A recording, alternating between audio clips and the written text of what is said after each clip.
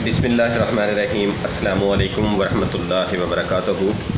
आज हम बात करेंगे जी अल्सर के हवाले से। आज का जो हमारा टॉपिक है वो अल्सर है। अल्सर बेसिकली है क्या? निज़ाम के अंदर पाया जाने वाला एक ज़ख़म है।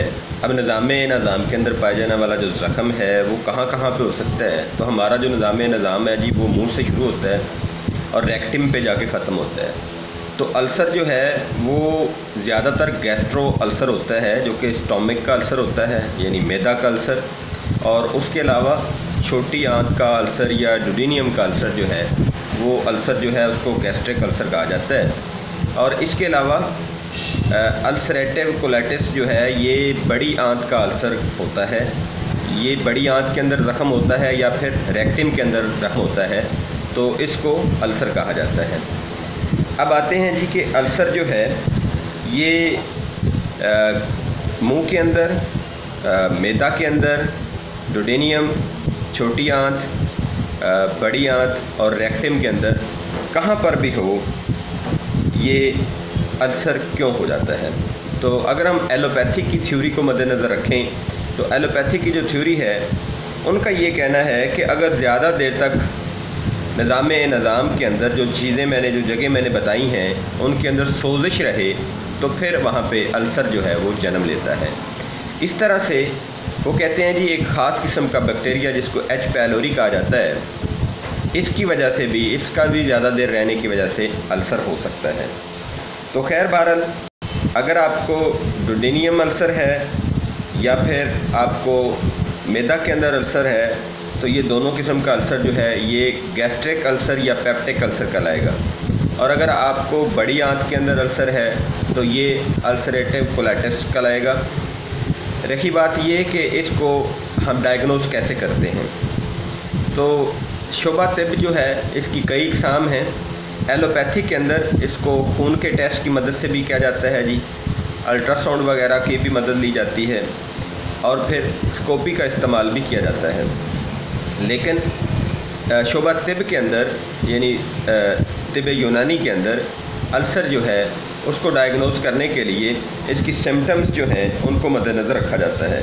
तो अल्सर्स की जो सिम्टम्स हैं वो एक तो दर्द का होना है जी, चुभन का या दर्द का होना, या फिर मिर्च मसाला वाली चीज़ें जो हैं उनको इस्तेमाल करने के बाद चुभन या दर्द का एहसास होना, भूख में कमी का हो जाना, खून की कमी, थकावट का रहना, वज़न का कम होना, भूख का ना लगना और आंतों में आपको हल्की हल्की दर्द का महसूस होना, या जिस जगह पे अल्सर हो, जिस जगह पे ज़ख़म हो, अगर ये मैदा के अंदर ज़ख़म है तो मैदा के अंदर आपको हल्की हल्की दर्द का रहना, अगर आंत का ज़ख़म है तो आंत के अंदर हल्की हल्की दर्द का रहना, ये अल्सर की अलामात हैं और इससे ये अंदाज़ा किया जा सकता है कि अल्सर है। इसके अलावा अगर बड़ी आंत के अंदर अल्सर हो, जिसको अल्सरेटिव कोलाइटिस भी कहा जाता है, तो फिर आपको जो स्टूल है वो ब्लडी भी आ सकता है, खून मिला स्टूल या पखाना भी आ सकता है।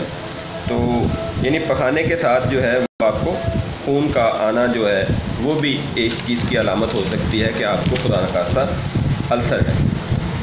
अब आते हैं कि तिब के अंदर अल्सर क्यों हो जाता है। तिब यूनानी के अंदर जो अलामत है अल्सर होने की वो क्या हो सकती है, वो मैंने आपको अलामत बताई हैं जी कि आपको ब्लड का आना, दर्द का होना, चुभन का होना, जिस जगह पे आपको अल्सर या ज़ख़म है उस जगह पे दर्द या चुभन का एहसास होना, भूख का ना लगना या बहुत कम लगना, बदहज़मी अनडाइजेशन होना, ये सारा।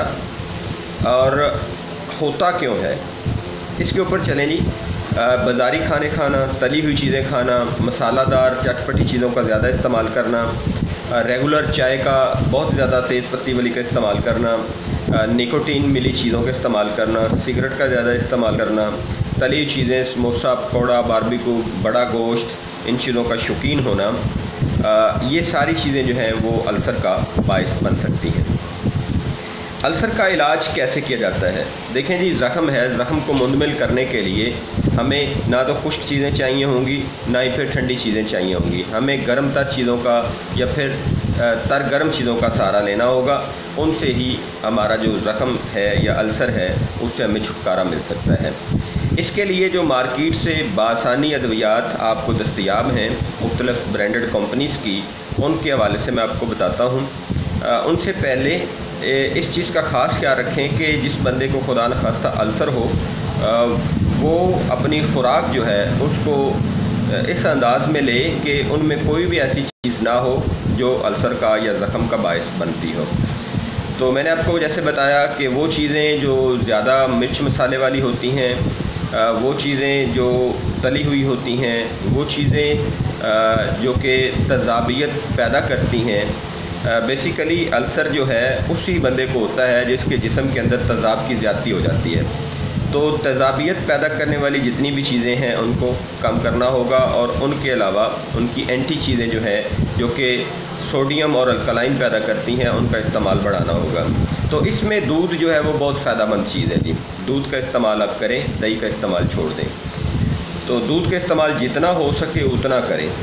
اس کے ساتھ ساتھ کچھ ادویات میں آپ لوگوں کو بتا رہا ہوں جی، ان کا استعمال کریں، انشاءاللہ اللہ سبحانہ و تعالیٰ آپ کو شفا عطا فرمائے گا، کیونکہ شفا کا جو ٹھیکہ ہے یا شفا دینے والی جو ذات ہے وہ صرف اللہ سبحانہ و تعالیٰ ہے، کوئی بھی بندہ شفا نہیں دے سکتا۔ ہم صرف کوشش کر سکتے ہیں اور اللہ سے دعا کریں کہ اللہ تعالیٰ آپ کو شفا دے، اس کے ساتھ ساتھ دوا کے ساتھ ساتھ دوائی کا بھی استعمال کریں۔ تو وہ کون سی ادویات ہیں جو مارکیٹ سے بآسانی دستیاب ہیں وہ میں آپ کو بتا رہا ہوں، ان کو استعمال کریں، انشاءاللہ اللہ پاک کرم فرمائے گا۔ ساتھ میں احتیاطی تدابیر جو ہیں ان کو اختیار کریں۔ تو سب سے پہلے جی ہمدرد کمپنی کی جو ایک مارکیٹ میں اویلیبل چیز ہے وہ ہے جی سوسی۔ یہ سوسی نام سے شاہ سے ہمدرد لیبارٹری پاکستان کے جو ہیں وہ اویلیبل ہیں۔ تو یہ ساشے جو ہیں ایک صبح اور ایک شام خالی پیٹ یعنی کھانا کھانے سے پہلے پانی کے ساتھ آپ لے لیں۔ اس کے ساتھ جو دوسری اسی پرکار کی دوائی ہے وہ ہمدرد کمپنی کی ہے، اس کا نام ہے جی کارہینی۔ یہ بھی ہمدرد کمپنی کے ساشے ہیں، یہ آپ صبح دوپہر شام کھانا کھانے سے پہلے ایک ایک استعمال کریں گے۔ تو ہمدرد کمپنی کی دو ادویات آپ کو میں نے بتائی ہیں، ایک بتایا ہے سوسی اور دوسرا بتایا ہے کارہینی۔ یہ دونوں ہی تیزابیت کو ختم کرتی ہیں، پیپٹک السر ہو یا پھر گیسٹرک السر یا پھر آپ کو السریٹو کولیٹس ہو یا پھر خدا نخواستہ منہ کا السر ہو، تمام قسم کے السر کے لیے یہ بہت فائدہ مند ہیں، ان کا آپ استعمال کریں۔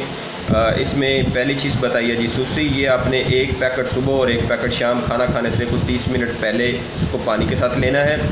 اور اسی طرح سے آپ کو دوسری چیز میں نے بتائی ہے جی کارہینی، یہ بھی ساشے ہے، بہت اچھی چیز ہے، اس کو بھی آپ صبح دوپہر شام ایک ایک ساشے جو ہے وہ کھانا کھانے سے 30 منٹ پہلے پانی کے ساتھ استعمال کریں گے۔ اس کے ساتھ ساتھ لسانی کمپنی کا ایک شربت ملتا ہے جی جس کا نام ہے شربت السوینا، یا پھر اس کا ایک صفوف بھی ہے لسانی کمپنی کا صفوف السوینا، اس کا بھی آپ استعمال کر سکتے ہیں۔ یہ بھی آپ نے سوسی اور کارہینی کے ساتھ ساتھ میں چلانا ہے، اور یہ 2 چمچ صبح 2 چمچ شام جو ہے وہ شربت آپ استعمال کریں، یا پھر صفوف اگر آپ استعمال کرنا چاہتے ہیں تو 1 چائے والی چمچ صبح اور شام جو ہے وہ لسانی کا صفوف السوینا یا شربت السوینا بھی آپ ساتھ میں استعمال کریں۔ تو انشاءاللہ العزیز آپ کا تمام قسم کا جو السر ہے جیسے کہ منہ کا السر، معدے کا السر، ڈوڈینیم کا السر، بڑی آنت کا السر یا پھر ریکٹم کا السر ہے، انشاءاللہ العزیز وہ ختم ہو جائے گا اور اللہ تعالیٰ آپ کو شفا عطا فرمائے گا۔ مجھے اپنی دعاؤں میں یاد رکھیے گا، میرے لیے، اپنے لیے اور اپنے گھر والوں کے لیے دوائیں کھینچیے گا، اپنا اور اپنے گھر والوں کا بہت سارا خیال رکھیے گا۔ میں یہاں پہ بتاتا چلوں کہ السر کے جو پیشنٹ ہیں وہ کافی مقدار میں ہوتے ہیں، وہ تمام لوگ جو گھروں سے باہر کھانے کے شوقین ہوتے ہیں، ہوٹلنگ کرنے کے شوقین ہوتے ہیں، یا پھر چٹخارہ دار چیزیں جو ہیں ان کو استعمال کرنے کے شوقین ہوتے ہیں، ان میں تیزاب بڑھ جاتا ہے جس کی وجہ سے السر ہو جاتا ہے۔ ڈاکٹرز کے پاس اگر آپ جاتے ہیں تو پھر وہ آپ کو کئی قسم کے ٹیسٹ جو ہے وہ ریکمینڈ کرتا ہے اور اس کے بعد آپ کی میڈیکیشن کی جاتی ہے۔